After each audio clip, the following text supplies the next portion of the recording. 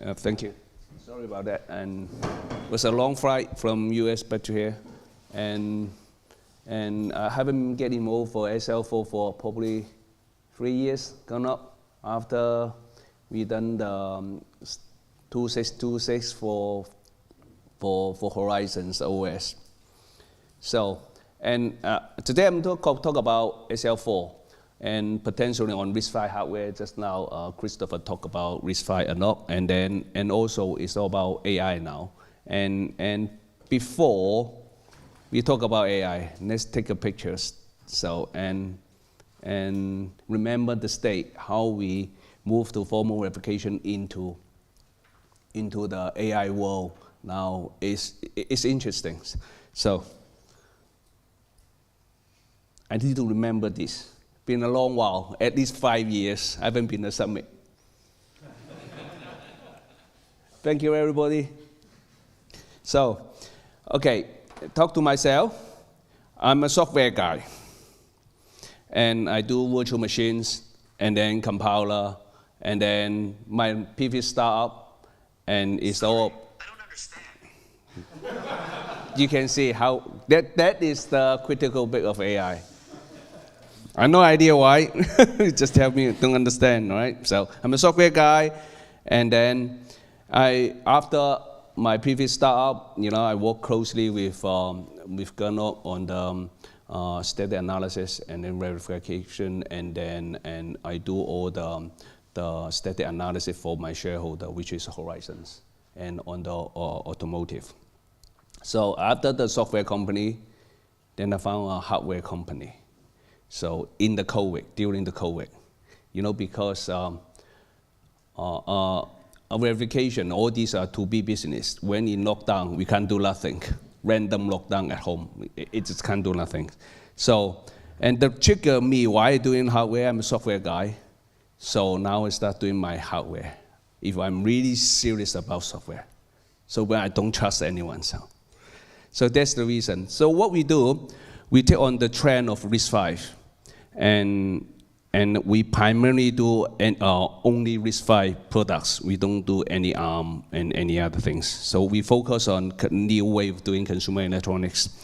For example, the tablet and smart speakers, and exploring how much of a problem that RISC-V has. And later on, from the conventional personal computing to now the AI PC. And then, of course, I do some fun things about toys as well. So I did make a balloon, and when U.S. government saying that the Chinese balloon is over to the U.S., they shutting it down. I did make a balloon in the RISC-V summit. So and it just gone wrong, flew over to the roof, and we could get reach it. But anyway, so that's not secure. So what happened to the AI now? After we get onto RISC-V, we see that the AI is the model getting smaller, and then the compute cost is getting slower, and then we can possibly faster inferencing, and then probably post-training coming down on the device side. So, and as Christopher says that, and then more and more on the edge device identity verification, or somehow we had to do something about it. Otherwise, it's just like this guy telling you, I don't understand it. So, and what can we do on the local device? I think basically now we start verifying most of the small model you can do really inferencing on most of the distill models. And then you can do all lots of innovations on around 50 TOPS computes. You get most of the guys, you guys can play around with the open platform, the AI PC platform like NVIDIA, which is the lead. So, and RISC-V, the problem with RISC-V is the ecosystem. So we will see it now. There's no official linear digital can generate image, or even seL4 to generate an official verified image for RISC-V hardware. So that we start finding out the problem, because we can see that it's all come from the SoC. They don't support the kernel upstream, and then therefore there's no Ubuntu, Fedora, or Red Hat, any of those official image for RISC-V. You had to generate yourself by the SoC guys. So then we partner with we sorted out all these things. And now one thing is that we did wait for the RISC-V, the latest standard, RISC-V coming out, so that all these distro will work on it after we solve the Linux kernel upstreaming. And therefore, we're getting there, hardware getting there, and Linux is getting there. And then now I need to get back onto seL4, need to get back there, right? Especially for RISC-V. And the challenge of RISC-V, I can see it is that, here we talk about a lot of verifications. And just now Christopher says that, where's the business case, right? So RISC-V is hard. In this era, it's very hard. You can't find where's the market, right? The conventional market, the consumer market, the personal computer market, and the server side, they all occupy. One thing, they don't know, and a lot of things they don't know. There's no target market big enough, and there's no required compute. You don't know how much the compute is. And worse and worse. Anyone knows how old is RISC-V now? Yes, exactly. 15 years. 15 years we reached the milestone of RISC-V. It's pretty long day. Pretty long days. So most of the startup, they run out of time. And there's no big boy coming in to drive it, unlike ARM. I used to work for Nokia, so we drive ARM very hard. One Nokia feature phone we manage and have 9 to 16 ARM IP inside.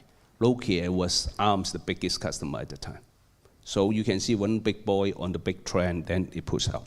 And then now RISC-V definitely. And then as I say, look at the resource side. ARM has 10,000 people, and all the SoC guys plus altogether probably 50,000 people, and probably even more. But for the RISC-V, the whole eco hardware, IP, blah blah blah, altogether probably less than 5,000 people.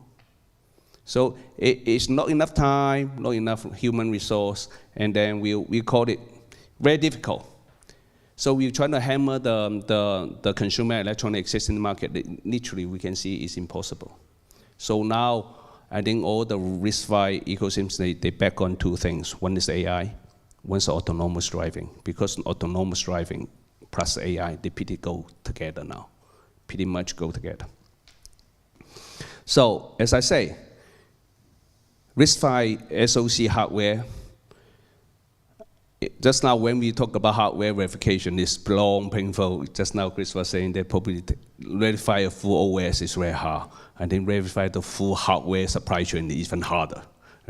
So, and it's a very painful cycle. You can see from my IP to SoC to now I'm making the motherboard. Later on I can show you. And it's a long cycle. And then we have the software system software like Linux, seL4, and then toolchain all together, plus application all together. And then by the time I make the official mass product here, do you know how long it takes? It takes 5 to 10 years. Later on, show you my products on RISC-V for high performance. The IP is literally 5 to 6 years old. It's very painful. And also, why it's so painful when we reach to the high performance SoC? We talk about AI. We call it the scaling is that we had to sell over at least 2 million to make the money back to break even. So it's pretty hard. When you rate 2 million point, that's now it's very difficult to find a mass market under the not enough time, not enough resources to make to go. So but RISC-V is making very good performance now. This year we announced the mass production 4-core motherboard with the framework laptop, and then with 8 core coming, and then we have 32 core and Q4 coming, and then we have another 16 core AI coming. You can see hardware is there, although most of the system partners are all losing money, but still pumping up more money on it. So it's exciting. So how can we make a RISC-V AI more successful in reality is that we had to prepare unknown features. People play with Lego. People play with IKEA, all the components, do DIY and stack it up and very flexible. We call it retrofit Lego approach. So basically, it's standard interface at all levels. Later on, we'll talk about, and then modular all the time. So first of all, from IP and to die, now we're using chiplets, most of them using chiplets. And then after the chiplet goes down to the SoC, everything is the PCIe and host and devices. And then by the time the SoC to the board, to the external interface, that will be the Type-C. So the best unification of European law standardized the Type-C, the best ever. You know, we can standardize the power parks. So, and then later on we'll talk about the end product level, how can we share one motherboard across from the desktop all the way to the laptops. So that is the RISC-V now. You can see there's 2 chiplets. So there's a 2 4-core in it. So basically you can make a 4-core product, end product, you can make the 8-core, and by connecting them using the chiplet, UCIe or whatever proprietary interconnect. So you can see we will make, this is the first RISC-V AI PC. That convention, we will see this around better than, for AI-wise, they're better than any of the ARM version. Even the Qualcomm under the 12 nanometer. So, and you can see, we can make a motherboard, also we can make it as a device board, a PCIe card as well. So you will see we have a lot of chiplets all around, all connected together, either by tree or by a ring. So that's how we saying that we can, one chip, we can make a lot, all different product, and then we connected all the chip, make another version product. That makes our mass volume, we get to scaling, is better. So, and as I say, right, just now, all level, we partner with framework. I don't know anyone use framework now here. When Christopher talking about sovereignty, hardware sovereignty, when Trump put the tax law on all the consumer electronic, including computing products, to US, their custom department broke down because they can't even fix the computers because of all the parts from Far East, and they don't have the budget. So they had to, straight away, 4 weeks later on, drop all the computing components. Okay, so that is how it works. So we partner with framework, one of the modular laptops, so you can share the motherboard across, the computer can upgrade the motherboard. The problem with RISC-V, just now you can see a roadmap, where every 6 months with a motherboard coming out. If I do a conventional laptop, people won't be able to upgrade it. People can't do upgrade, but in framework, you can upgrade the motherboard. You can keep changing it to x86 or ARM or RISC-V. So it's a very modular approach. So it's very affordable. We're trying to get a proposal. And then for 16-inch, even better. We have a PCIe with 2 architecture. You can run x86. People have a lot of excuses saying that we need x86 to survive. But my hobby is on RISC-V. So you have one laptop with 2 architectures. So that is the thing we think out how we can retrofit into the real world, the business case with RISC-V. And the other thing, we all into our AI PC desktop. You can see we have one mini ITS board with 300 TOPS. Then we can wire it together and then can run the whole mini data center at home. You can run your models. And then the reason why we talk about local models, at the end of the day, you don't really want to trust the model running on the cloud. You don't know what it is.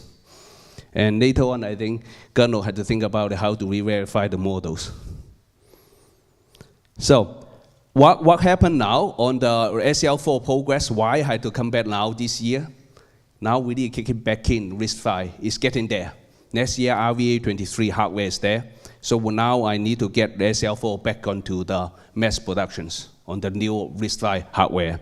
So far, with the RVA23, there's no certified virtualization. The board I got is a preliminary virtualization. They still have bugs in it.